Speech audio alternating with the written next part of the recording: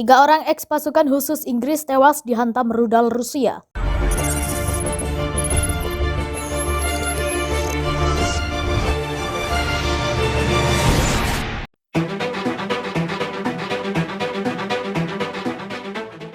Serangan puluhan rudal Rusia ke fasilitas militer Yavoriv, Ukraina Minggu 13 Maret 2022 ternyata telah menghabisi nyawa tiga orang mantan anggota pasukan khusus Angkatan Bersenjata Inggris atau British Armed Forces. FIFA Militer melaporkan dalam berita Senin 14 Maret 2022, setidaknya ada lebih dari 30 rudal yang ditembakkan ke fasilitasi militer Yavoriv yang terletak kurang dari 15 mil dari perbatasan Polandia di hari ke-15 invasi Rusia ke Ukraina. Serangan itu mengakibatkan 35 orang tewas, sementara 134 lainnya mengalami luka-luka. Ternyata di antara korban tewas di fasilitas militer Yavoriv ada 3 orang mantan anggota pasukan khusus militer Inggris. Menurut laporan yang dikutip FIFA Militer dari The Independent, pihak berwenang Inggris tengah melakukan penyelidikan terhadap kepastian warga negaranya yang tewas dalam serangan tersebut. Di sisi lain, muncul juga kabar yang menyebut bahwa korban tewas dalam serangan Rusia di Pusat Internasional Penjaga Perdamaian dan Keamanan Yavoriv tak hanya 3 orang. Kabar ini muncul setelah juru bicara Kementerian Pertahanan Rusia, Mayor Jenderal Igor Konashenkov, mengatakan ada lebih 180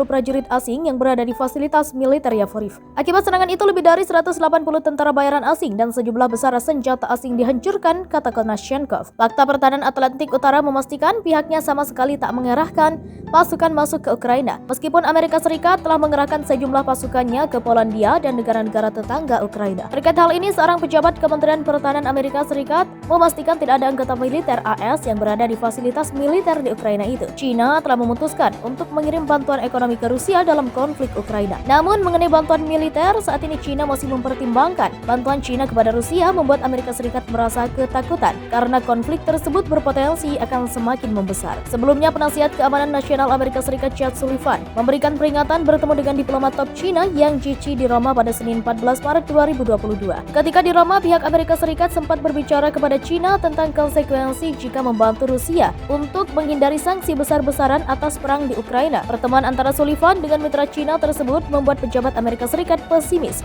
bisa mengarahkan Beijing untuk tidak mendukung Moskow. Dilansir pikiranrakyat.com dari The Guardian pada 15 Maret 2022, seorang pejabat senior Amerika Serikat mengatakan bahwa pertemuan yang berlangsung selama 7 jam tersebut bersifat intens dan tidak memungkinkan untuk ditunda-tunda. Hasil pertemuan menunjukkan bahwa Rusia telah berpura-pura tertarik pada diplomasi sambil mempersiapkan invasi. Pada pertemuan tersebut, delegasi Amerika Serikat mengaku tidak mengharapkan diplomat China untuk bernegosiasi. Pertemuan ini bukan tentang negosiasi atau hasil tertentu, tetapi tentang pertukaran pandangan yang jujur dan langsung, kata pejabat tersebut. Ditanya tentang keberhasilan negosiasi dengan China, pejabat Amerika Serikat tersebut menjawab bahwa hal terpenting untuk saat ini adalah komunikasi yang baik. Saya kira itu tergantung bagaimana Anda mendefinisikan apa itu keberhasilan. Tetapi kami percaya bahwa pentingnya menjaga jalur komunikasi terbuka antara Amerika Serikat dan China, terutama ketika kami berseberangan pendapat, ujarnya. Kemudian Amerika meninggalkan pertemuan di Roma tersebut dengan rasa pesimis dan berharap China akan berubah pikiran untuk mendukung Rusia. Kuncinya adalah pertama-tama membuat China memperhitungkan kembali dan mengevaluasi posisi mereka. Kami tidak melihat adanya tanda-tanda evaluasi ulang itu, kata pejabat Amerika Serikat yang lainnya. Mereka telah memutuskan akan memberikan dukungan ekonomi dan keuangan, dan mereka menggarisbawahi hal itu hari ini. Yang jadi pertanyaan sekarang, apakah mereka akan berbuat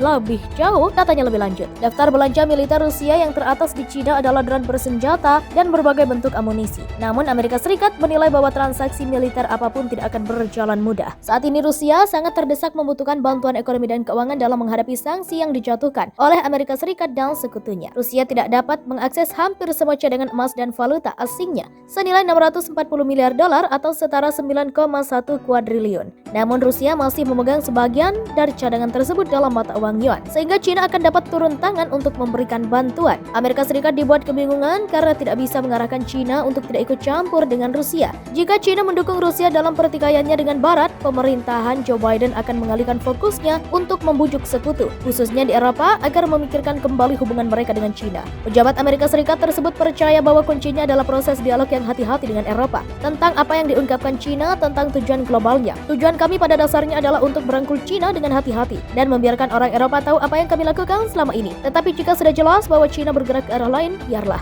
ujar pejabat tersebut. Sebelumnya juga Presiden Rusia Vladimir Putin dan Presiden China Xi Jinping pernah bertemu di Beijing dan mengumumkan kemitraan strategis yang bertujuan untuk melawan pengaruh Amerika Serikat.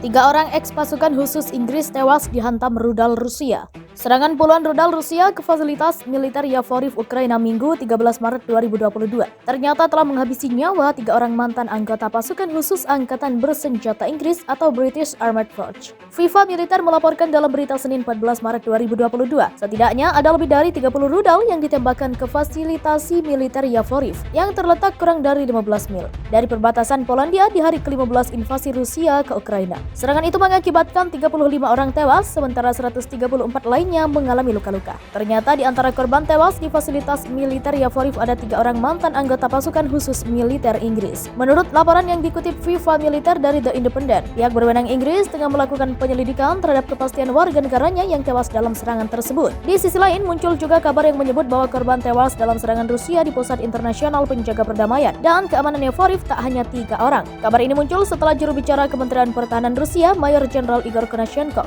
mengatakan ada lebih 180 prajurit asing yang berada di fasilitas militer Yavoriv. Akibat serangan itu, lebih dari 180 tentara bayaran asing dan sejumlah besar senjata asing dihancurkan, kata Konashenkov. Fakta Pertahanan Atlantik Utara memastikan pihaknya sama sekali tak mengerahkan pasukan masuk ke Ukraina, meskipun Amerika Serikat telah mengerahkan sejumlah pasukannya ke Polandia dan negara-negara tetangga Ukraina. Terkait hal ini, seorang pejabat Kementerian Pertahanan Amerika Serikat memastikan tidak ada anggota militer AS yang berada di fasilitas militer di Ukraina itu. China telah memutuskan untuk mengirim bantuan ekonomi ke Rusia dalam konflik Ukraina. Namun mengenai bantuan militer, saat ini China masih mempertimbangkan. Bantuan China kepada Rusia membuat Amerika Serikat merasa ketakutan karena konflik tersebut berpotensi akan semakin membesar. Sebelumnya, penasihat keamanan nasional Amerika Serikat Jake Sullivan memberikan peringatan bertemu dengan diplomat top China Yang Jiechi di Roma pada Senin 14 Maret 2022.